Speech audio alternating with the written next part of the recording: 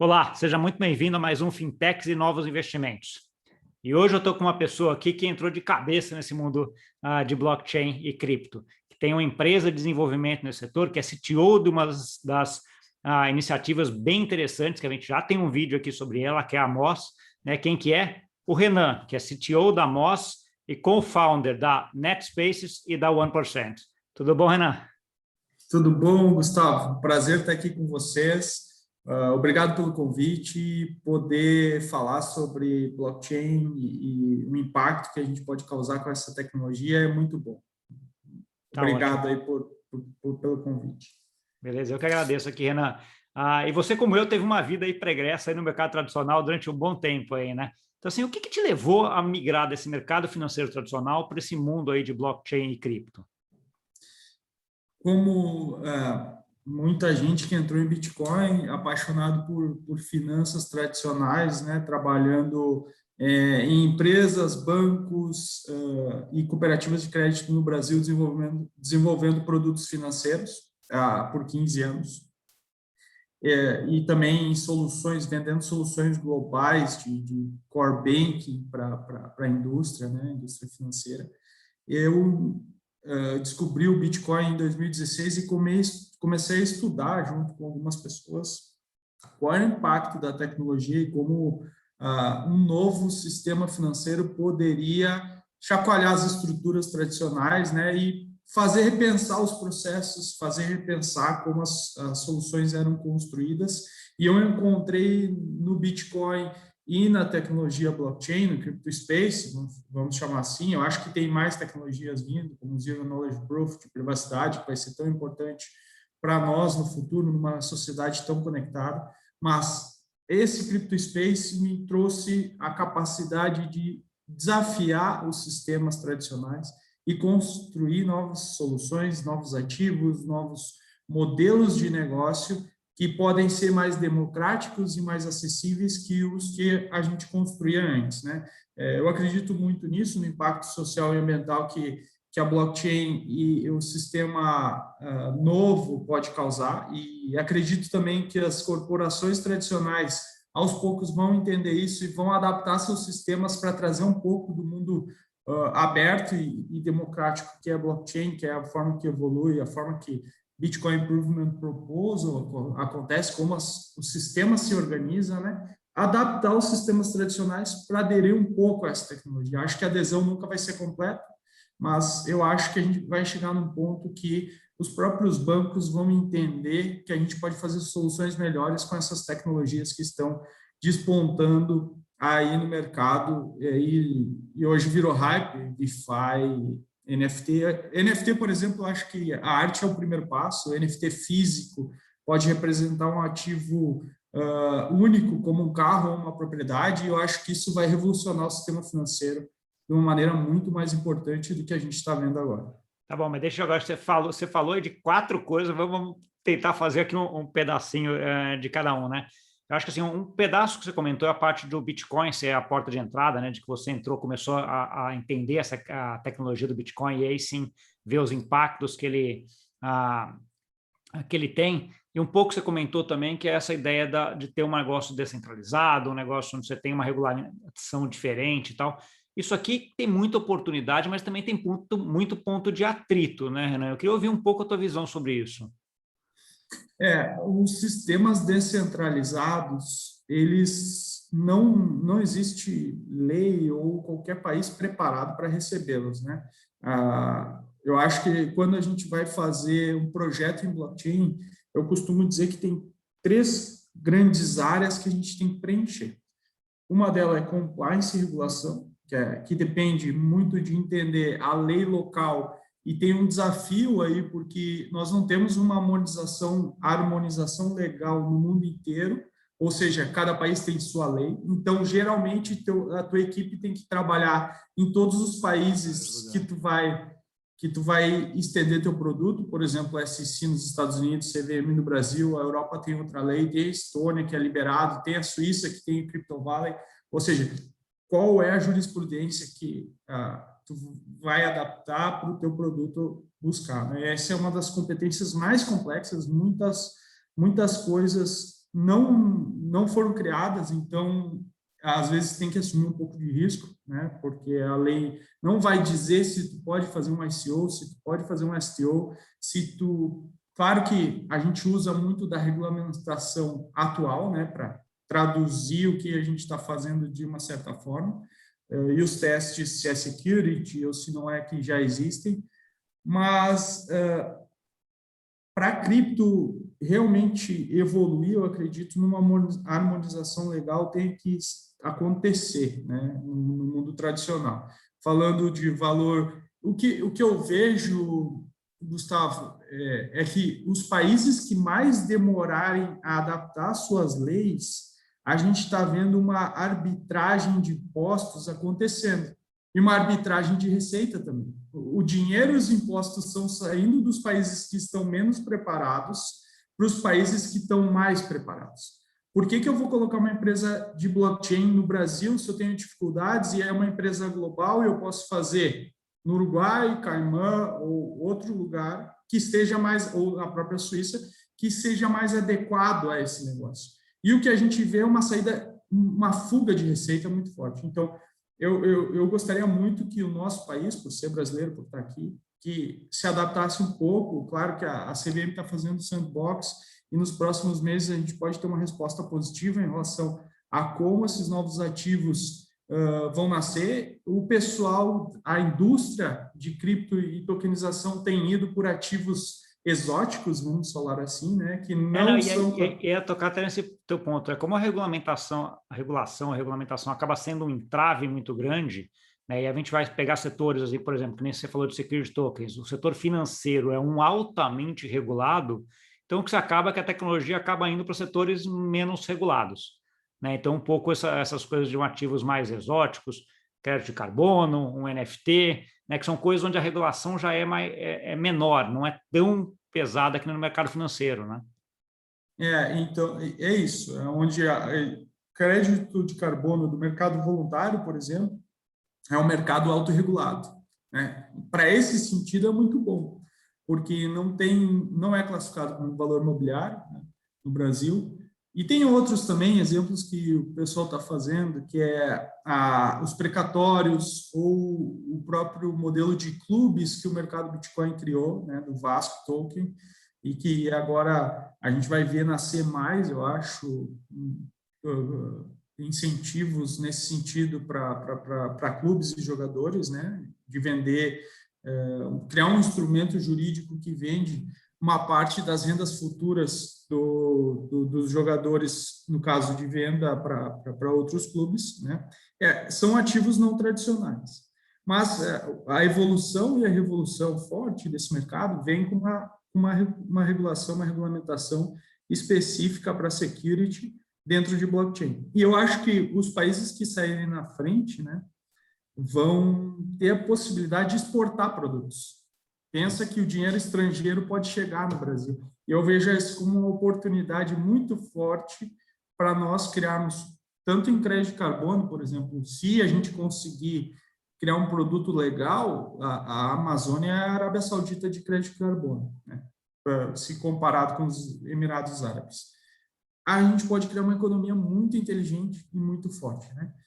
Os outros dois aspectos que eu vejo de um projeto, voltando àquele assunto, né, regulação, compliance, business, conhecer o business físico, o business tradicional, tem que conhecer, não adianta querer fazer um projeto em blockchain, mas não conhecer como funciona atualmente os meios e as transações que ocorrem naquele mercado, né? Falando de imóveis, tem que conhecer a estrutura de corretores, tem que conhecer a estrutura, quem são os maiores players e tem que ter contato com eles. Eu acho que um business em blockchain por si só pela tecnologia, ele não cresce.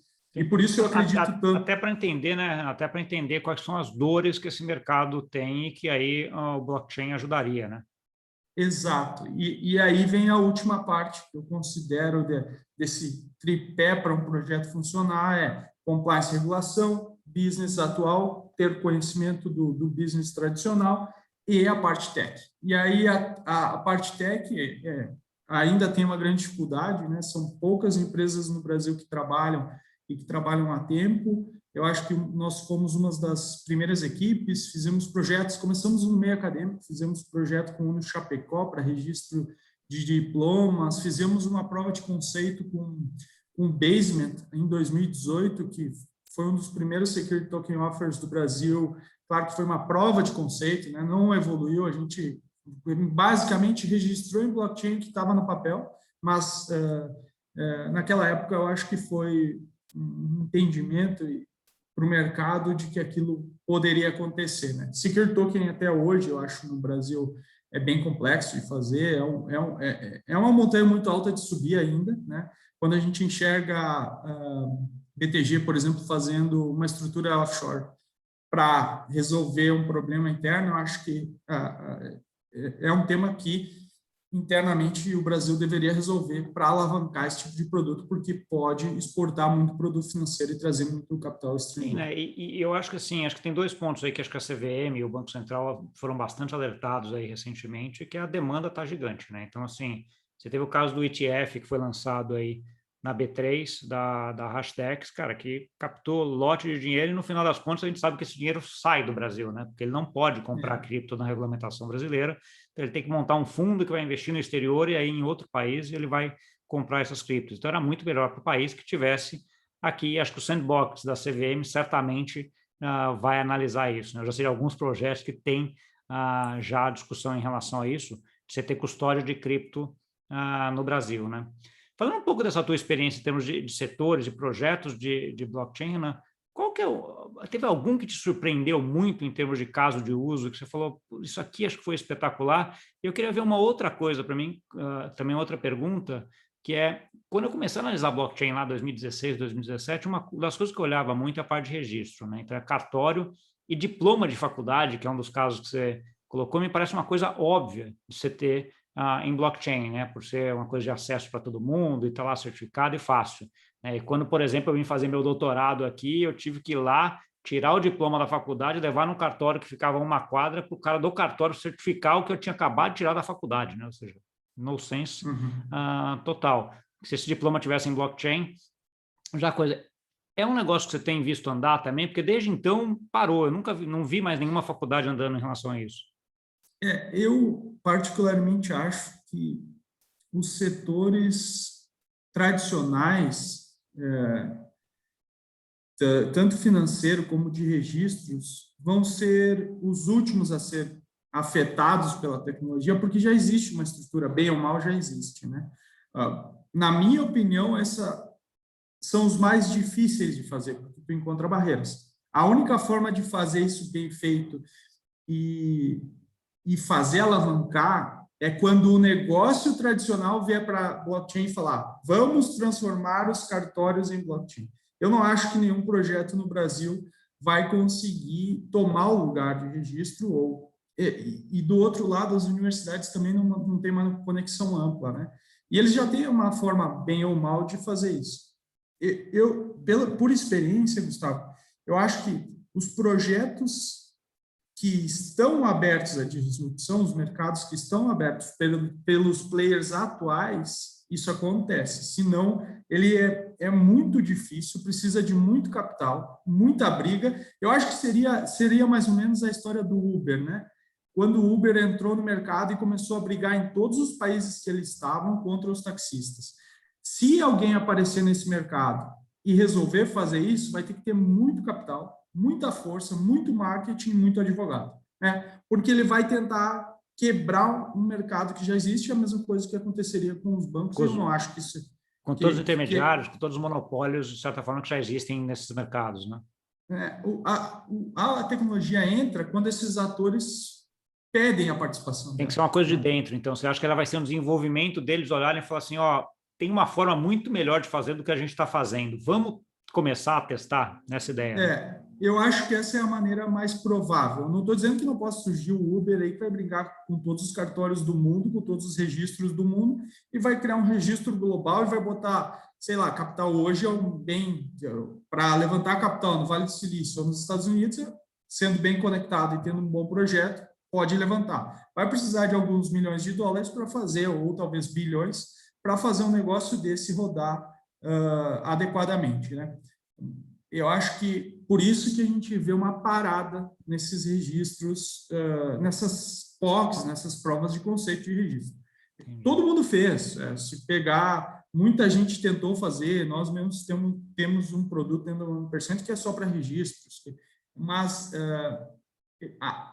até o mercado tradicional olhar para isso e disser, cara, temos que trazer, eu acho que não vai acontecer ou vai precisar de muito capital estrangeiro, muito capital no Brasil e muito advogado para bater de frente com esses caras aí, porque não acontece de forma simples, né? Não, eu te escutando agora é uma coisa interessante, né? Porque você tem muito timing da tecnologia ao mercado, né? Então, assim, a tecnologia já está aí, já faz 5 anos que dá para fazer isso, já tem provas de conceitos feitas, você já falou, tem aí um desenvolvimento, etc. Só que o mercado ainda não está maduro o suficiente para ela, talvez, né? Então, assim, aquela coisa de que não adianta você lançar um negócio agora porque não tem mercado, eles não vão querer, mas deixa lá, porque daqui 3, 4, 5 anos o negócio pode ser muito promissor. Isso aí, em vários casos de uso de startup, esse negócio é muito interessante, né? Coisas que foram lançadas num determinado ponto e que não tiveram sucesso, 5 anos depois você lança mais ou menos a mesma coisa e o negócio deslancha.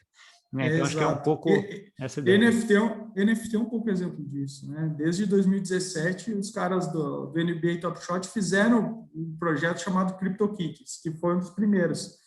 Não teve o sucesso que o NBA Top Shot teve, depois de 3, 4 anos, e hoje venderam 500 milhões de dólares em NFTs, tem uma empresa no valuation de 7 bi de dólar, o sucesso teve um timing completamente diferente, né? Então, eu acho que sim, a mudança acontece quando o mercado está pronto para ir, e identificar isso é muito complexo.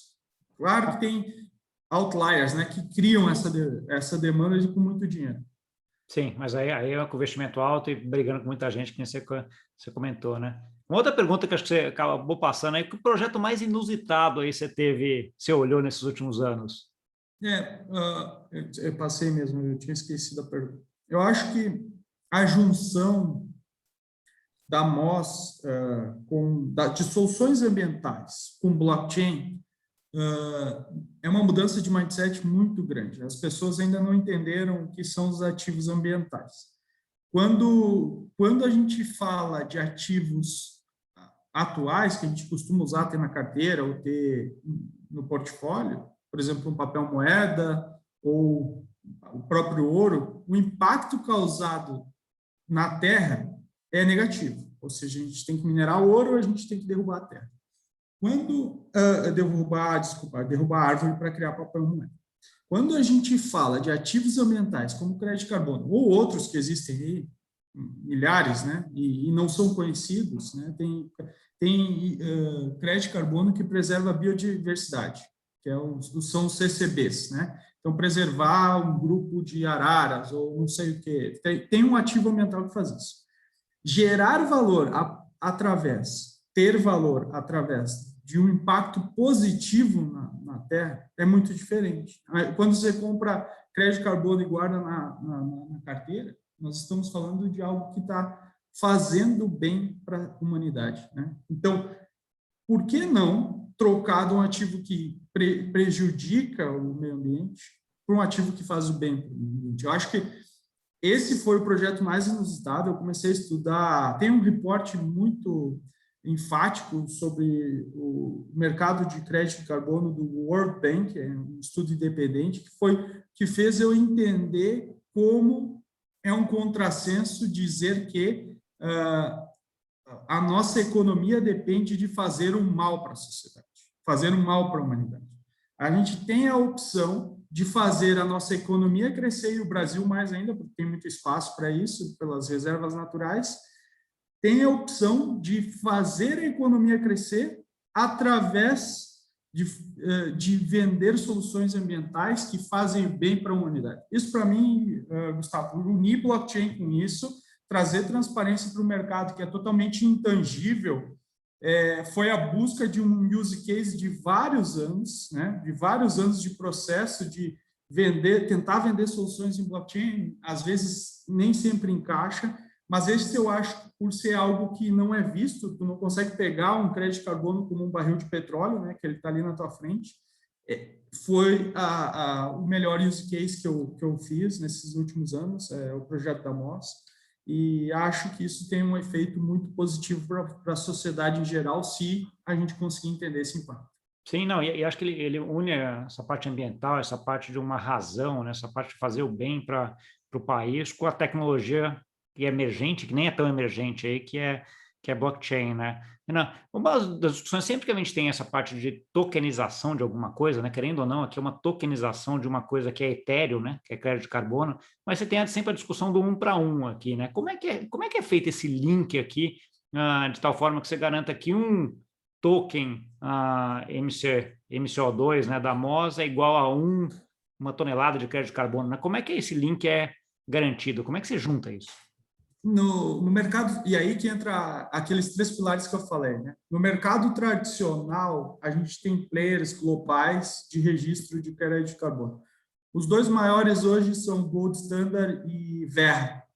São 2 players globais que fazem todo o processo de certificação da terra, avaliam e monitoram, e a cada ano enviam até pessoas, as pessoas passam 3, 4 dias andando nas florestas para chegar nos pontos que eles determinaram, para identificar se é um projeto de conservação mesmo, ou se alguma área foi desmatada, e eles calculam quanto por ano aquele projeto está evitando de colocar carbono no ar, né?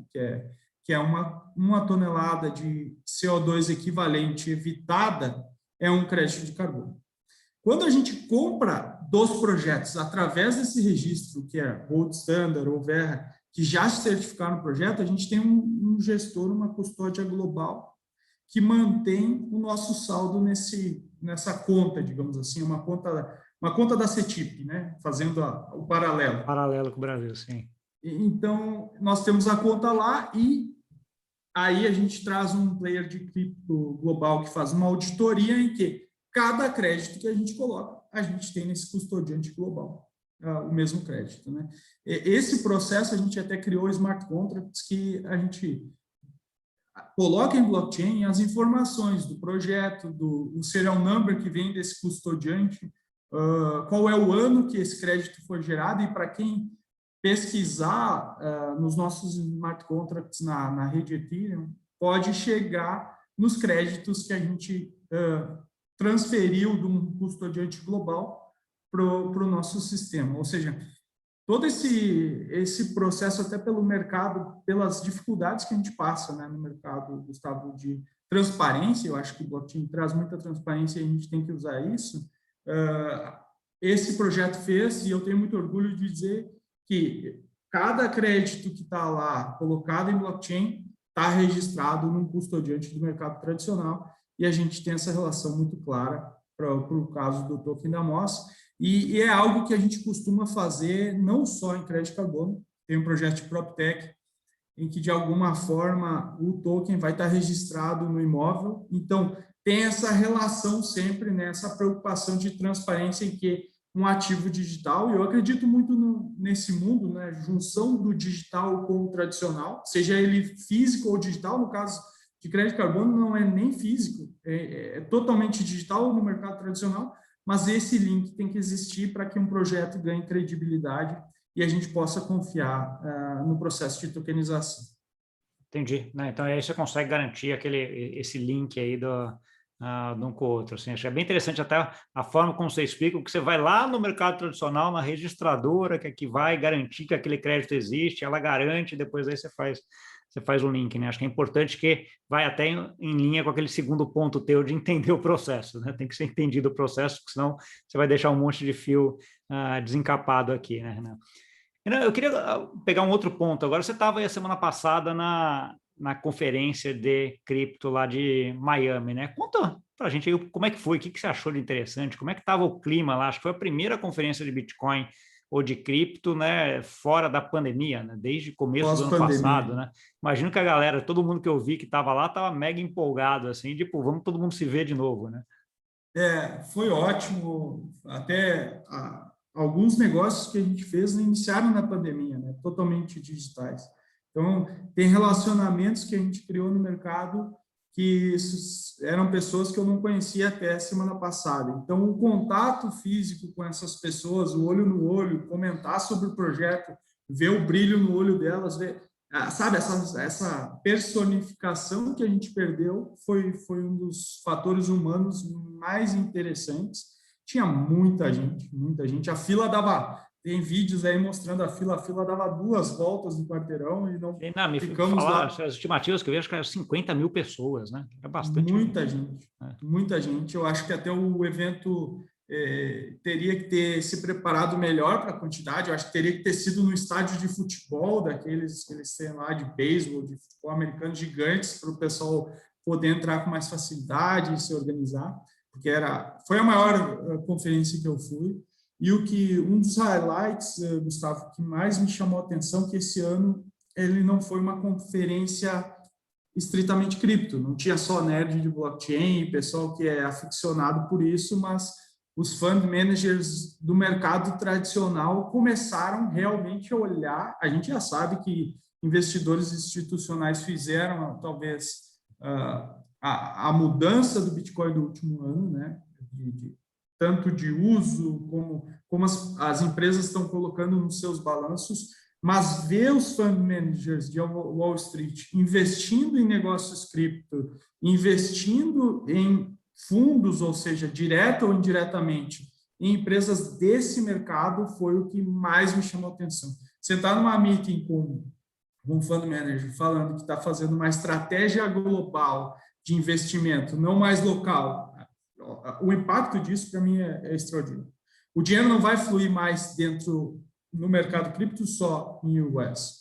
Vai sair de lá porque o mercado cripto é global. Tem empresas cripto no Brasil, tem empresas cripto na África, tem empresas cripto na Coreia, no Japão. E os fund managers estão olhando para isso como uma estratégia de investimento global. Acho que isso tem um impacto que traz um pouco a origem de quem começou no mercado de Bitcoin, sabia que podia acontecer, né? É um pouco mais da democratização do acesso a investimentos e a soluções financeiras que o mundo precisa, porque vai ser um mecanismo de transferir renda dos países totalmente desenvolvidos para talvez os países subdesenvolvidos, se a gente aproveitar e surfar essa onda. Não, e aí também uma discussão muito grande de como é que se regulamenta isso, né? Porque assim, à medida que você vai cada vez mais indo para o mercado cripto, que é um mercado menos regulado, e como é que você vai fazer a regulação desse mercado junto com o tradicional, né? Então, acho que é uma discussão enorme, que eu acho que, como eu sempre comento aqui, vai dar trabalho para advogado para os próximos 20 anos, pelo menos, né? De como ajustar isso daí. Tem uma outra discussão que eu vi também, Ana, eu queria ver se você escutou também, que é uma discussão entre os Bitcoin maximalistas não exatamente contra, né, mas os Bitcoin maximalistas e o pessoal da Ethereum ali, né, que sempre tem uma rixinha ali, né, de o Ethereum vai passar, o Bitcoin não vai, etc. Você viu alguma coisa nesse sentido também? A conferência ela é feita para Bitcoin maximalistas, né? Então o discurso das palestras é muito voltado, não que eu concorde, mas que existe um único ativo em blockchain, que todos deveriam olhar para ele, ou seja, era uma conferência muito voltada a Bitcoin. Para Bitcoin, né? Tá. E a minha opinião em relação a isso, eu acho que vai ter menos Bitcoin circulando na rede do Bitcoin do que na própria rede do Ethereum. Porque a gente vai locar smart contracts, assim como está acontecendo com o WBTC, até o Rapid.com o pessoal da Tokensoft, eu conheço eles e fizemos um projeto com eles, estamos fazendo na Celo, já aloca 300 milhões de dólares, eu acho, dentro dos contratos dele. Eu não sei o número exato, a gente pode pegar lá no CoinMarketCap. Mas eu acredito que o mundo tradicional vai usar redes de smart contracts, como a Ethereum, não necessariamente a Ethereum, para fazer suas soluções. O que é fazer suas soluções? Vamos pegar um projeto de rede aberta, né, como o MakerDAO, por exemplo, que tem uma stablecoin algoritmo que se autocalcula e se autogerencia, para fazer alguns processos centralizados. Alguns, não todos, né? Vai adaptar o sistema que a gente está vendo que tem muito futuro dentro do smart contract para atuar dentro de um banco tradicional. Eu acho que esse é um processo que vai acontecer, inegável. Tem também uma rede muito legal dentro do Bitcoin. Isso é legal porque eles falam sobre DeFi, né? Apesar de ser Bitcoin Maximalists, eles falam sobre DeFi e como eles querem resolver isso. Eu acho que eles são muito adeptos à rede da RSK, né? Que é de um argentino. O Diego é um cara excepcional. Eles conseguem fazer dentro é um fork do Ethereum, na verdade, a RSK. Eles conseguem fazer smart contracts com merged mining dentro da rede do Bitcoin. Isso, de alguma forma, é a forma que eles aceitam DeFi e trazem porque seria o mesmo ativo, né? Não é um outro token. Eles têm ojeriza outros tokens, né? Eles não gostam de MCO2 ou Ethereum, não vê utilidade nisso. Mas é um papo muito complexo e difícil, né? Tem as suas opiniões. Sim. Deixa eu pegar um outro ponto aqui. A semana teve um anúncio também do Ethereum, né? De que vai ser adiado aí o Ethereum 2.0. Você chegou a ver, olhar como é que está isso, ou não é uma coisa que você acompanha muito? Não, eu acompanho. Eu estou aguardando muito o London Fork, né? Eu não sei se o London Fork, até o Ethereum 2.0, ele não vai ter muito impacto dentro de smart contracts ainda, porque a gente fala só do Ether, né? E claro, vai mudar o processo de mineração do Proof of Stake, mas para quem tem, como nós, muitos smart contracts dentro da rede, não vai haver uma migração, vai haver uma migração da forma de validação O resto dos continua blocos. igual. O que nós da indústria esperamos? Que os FIIs baixem, né? Porque o Ethereum hoje é uma plataforma extremamente cara. Não só vocês da indústria, eu usuário também, né? Porque qualquer coisa que você vai fazer em DeFi hoje é caro de doer. É muito Sei que tem caro. melhorado agora, esse último mês aí com essa queda que teve de preço, acho que certamente teve queda de utilização da rede também, os FIIs estão um pouco melhores já, né? Mas assim, baixaram. Hoje estava em 14 o gas, né? Tá bem mais bem mais acessível.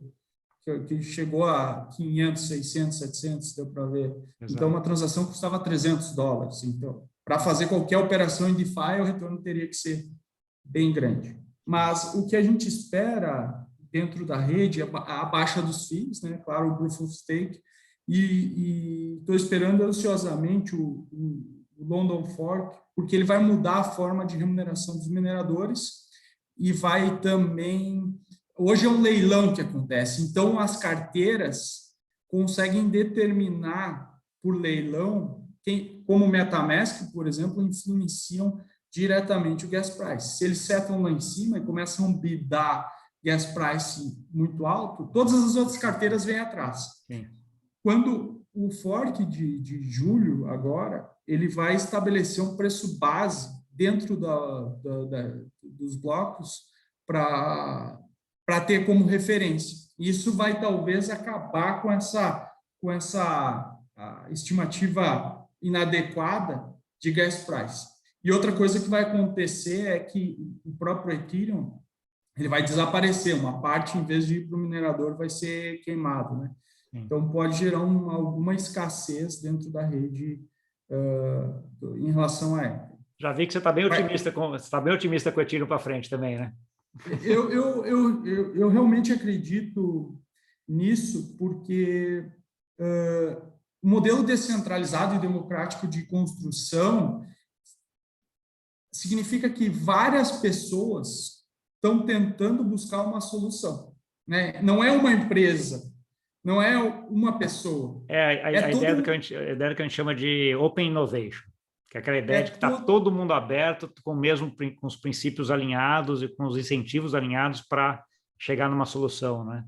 Isso é Exato. ótimo. Quando a gente pensa em EIPs, que é Ethereum Improvement Proposal, Bitcoin Improvement Proposal, são pessoas que, claro, hoje já tem organizações que mantêm desenvolvedores para suportar a rede, né? Como é o caso da Blockstream, como é o caso da Ethereum Foundation, que pagam desenvolvedores para estar lá pensando em soluções, mas isso não é específico deles. Toda a rede está pensando em maneiras de ajustar. Seria o mesmo caso de Quantum, né? No momento que surgir Quantum, Bitcoin e Ethereum não têm um algoritmo que suporta quantum computing. Mas eu acredito que um mês antes, alguém vai lá, vai propor a troca de chá. É uma coisa que não me preocupa também, né?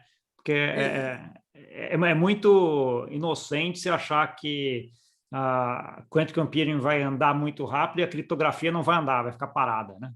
Já existe, né? É só propor que a partir do bloco tal a gente vai parar de usar SHA-2 e vai usar SHA-3, não sei qual. Enfim, eu não sou especialista, mas tem alguns chás que já suportam quantum. Então, quando a gente fala que a solução vem da comunidade, para mim é muito forte, né? Então, eu sou sim, acho que Ethereum vai sobreviver a isso e vai virar uma das plataformas grandes. Não acredito muito, já fiz projetos, tá, Gustavo? E isso é um ponto importante. Não acredito muito em DLTs, porque eu não sei se você já escutou aquela fala do Andrés Antonopoulos do rato de esgoto versus o rato de laboratório, né? O Bitcoin é o rato de esgoto, ele está na rua, suscetível a qualquer vírus, a qualquer bactéria. Quando a gente faz uma DLT, ele é o rato de laboratório. Se passar um vento, esse rato pega uma gripe e morre. Então, a gente tem que encher de firewall, encher de proteções, assim como é a indústria corporativa, dentro de uma DLT. Por isso que eu acredito que, mesmo o mercado tradicional vai preferir usar o rato esgoto, porque ele vai aumentar o senso de privacidade dele e fazer uma DLT pode ser que ele tenha uma redução, a não ser que tenha muitos players, né? Eu acho que tem casos e casos. Eu tendo, assim, a princípio, concordar contigo, acho que a ideia é mais ou menos essa, mas tem alguns casos, por exemplo, que eu estudo muito, moeda digital do Banco Central. O Banco Central não vai colocar isso numa blockchain pública, eu acho, né? Então, assim, porque é muita gente, é muito dinheiro, então, assim, eles vão ir para uma blockchain de governos, ou para um DLT só dele, né? Ou para um DLT de governos, alguma coisa nesse sentido, né? Então, eu falei até um tempo com a Suzana, que era do BNDES também, que eles desenvolveram um token do BNDES lá para fazer um teste, né, uma prova de conceito, e um dos grandes problemas que eles tinham era exatamente esse, né, pela rede da Ethereum, que foi onde eles desenvolveram, ser uma rede pública, aberta, etc. Então, assim, e eu sei que eles estão desenvolvendo, junto com alguns órgãos também aqui, da Europa também, uma DLT que é mais fechada, né, que a ideia é que não seja totalmente pública, que nem Ethereum, porque aí você tem controle sobre a rede, de certa forma, também, né? Então, assim, claro. acho que tem os dois pontos aqui, né? Acho que vai ter casos de uso para mas eu concordo plenamente contigo que o rato de esgoto vai ser o que todo mundo vai querer na grande maioria, mas acho que vai ter uns outros ali de laboratório ainda correndo. Mas esses caras, eles têm capacidade de trazer muita gente para a rede, né? Aí o nível de segurança sobe. Eu acho que vão ser poucas exceções, não acredito que algumas indústrias tradicionais vão ser gerenciadas por um governo e obrigada à inclusão, por exemplo. O Banco Central pode emitir uma nota amanhã e dizer que todos os bancos têm que ser um novo, né? Então, ele já criou uma certa segurança pelo enforcement, né? Mas, sim, eu acho que terão alguns casos, mas eu, particularmente, gostaria muito que eles estudassem maneiras de fazer isso em redes públicas, como é o caso do Zero Knowledge Proofs, que para a privacidade vai ter um impacto tão grande. Eu escuto algumas falas do Vitalik, até porque acho que o cara, às vezes, ele está um pouco à frente em várias coisas. Ele fala que Zero Knowledge Proofs, Zero Starks, Snarks, eles vão ter um impacto tão relevante na nossa economia para a privacidade, por estar numa sociedade de informação tão ampla e aberta, quanto blockchain. Então, eu acredito que usar blockchain mais privacidade, né, que seja inabalável, pode ser uma estrutura que também outras sociedades ou instituições que necessitem isso possam utilizar, e eu acho que ainda a gente fala muito pouco sobre essa tecnologia aqui no Brasil, mas já tem projetos andando muito forte, e é uma coisa que eu estou olhando também, como trazer uma privacidade total para algo que está numa rede pública, né? Mas sim, eu acho que vão ter iniciativas em DLTs, como pode do Banco Central, ou do governo, ou da China, ou da Europa, já tem alianças fazendo isso, né? Tem o Blockchain Alliance, acho que da Europa, os caras têm bancos envolvidos, tem a Hyperledger Fabric, eu acho que eles usam. Enfim, tem novas tecnologias surgindo, eu particularmente, pelos projetos e pela experiência, né? Tenho ido mais para o lado público. Né? Mas... Fale. Não, mas não que isso não possa mudar, né, no futuro. Isso é um pouco mais desses últimos 4, 5 anos que a gente tem trabalhado e feito projetos. Tá bom. Tem mais ou menos um tempo aí que eu tendo a ficar aqui, a gente até extrapolou um pouco, mas o papo estava bom, a gente deixei correr, estava ótimo. Eu queria 2 pontos aqui. Que você desse umas palavras finais, né? O que você, para quem está começando nesse mercado, aí, o que ele deveria observar e como ele deveria começar a entrar nesse mercado, esse é o primeiro. E a segunda, quem quisesse continuar essa conversa contigo, onde conseguiria te encontrar? Então, ótimo. Esse é um meio não tradicional e eu acho que a educação formal vai demorar a chegar, né, Gustavo? Eu acho que todas as pessoas que eu conheço que se interessam por blockchain são pesquisadores. E eu começaria do básico, lendo o white paper do Bitcoin, entrando em comunidades e fóruns e perguntando as coisas. Tem livros já, né? Tem alguns livros, tem o do Master in Bitcoin, acho que, se não me engano, é do Antonopoulos, eu acho que é um bom livro, mas estudar em comunidade, para mim, é o melhor caminho. Entrar dentro de um fórum de Bitcoin, entrar dentro de um fórum de Ethereum, entrar dentro do fórum do projeto que esteja vinculado e começar a questionar as coisas e estudar os artigos que aí estão, principalmente DeFi, é um assunto totalmente complexo. Para chegar lá, eu acho que tem que saber o que é um bloco, o que é um nonce dentro do bloco, por que existe um minerador, todos esses algoritmos de consenso que a gente vem discutindo e por quê, né? Eu até comento assim, quando você fala de DeFi, eu sempre dou o exemplo assim, de que, cara, DeFi é o teto do negócio, é o teto da casa. Você não vai conseguir colocar um teto se você não tiver a parede lá. E o primeiro tijolo dessa parede é o Bitcoin. É exatamente o que você está comentando. Então, você vai entender ali o paper, vai ver como é que foi, aí você vai Bitcoin, Ethereum, daí começa a andar, até que você chega lá no teto. Se você quiser colocar o teto de vez, não vai dar certo. Não vai. Então, coloca numa timeline, começa lá em 2019, 2015, vem vindo, que tem muita coisa acontecendo e é exponencial, porque ninguém controla, né? É Open Innovation, como a palavra que você usou. Então, esse seria o recado para quem quer estudar. Não leva muito tempo, acho que em alguns dias, horas, consegue entender essas coisas, né? Dependendo da quantidade e o volume de informação que conseguir absorver. E para quem quiser continuar falando comigo, pode me buscar no Twitter, @RenanKrieger, né? Me seguir, fazer questionamentos que eu converso e respondo. Tem também, posso deixar meu e-mail da 1%, é Krieger, KRUGER, @1%.io, para continuar também a conversa, Gustavo. Tá ótimo. Renan, muito obrigado. Acho que foi um papo super interessante aqui. Legal que a gente falou de caso de uso, falou de tecnologia, falou da Ethereum, foi lá bem no detalhe de alguns projetos dentro da Ethereum, então achei que foi bem rico aqui. Muito obrigado por ter vindo conversar aqui com a gente. Eu que agradeço, é um prazer, espero te encontrar ao vivo. Acho que esse fator presencial está voltando para a sociedade, um recado otimista. Os Estados Unidos já está aberto, já passou a pandemia, está todo mundo vacinado. Espero que isso aconteça aqui dentro do Brasil também, para que a gente possa voltar a se encontrar e fazer essas... Lógico que nos ajuda à distância, mas eu gosto muito da presencial também. E Sim, não tenho dúvida. Logo em breve tomaremos um café junto aí, tá bom? E para você que nos viu, muito obrigado, muita informação. Não esquece de dar o like, de compartilhar com aquele amigo ou amiga aí que gosta desse assunto. E até semana que vem. Tchau, tchau. Tchau, pessoal.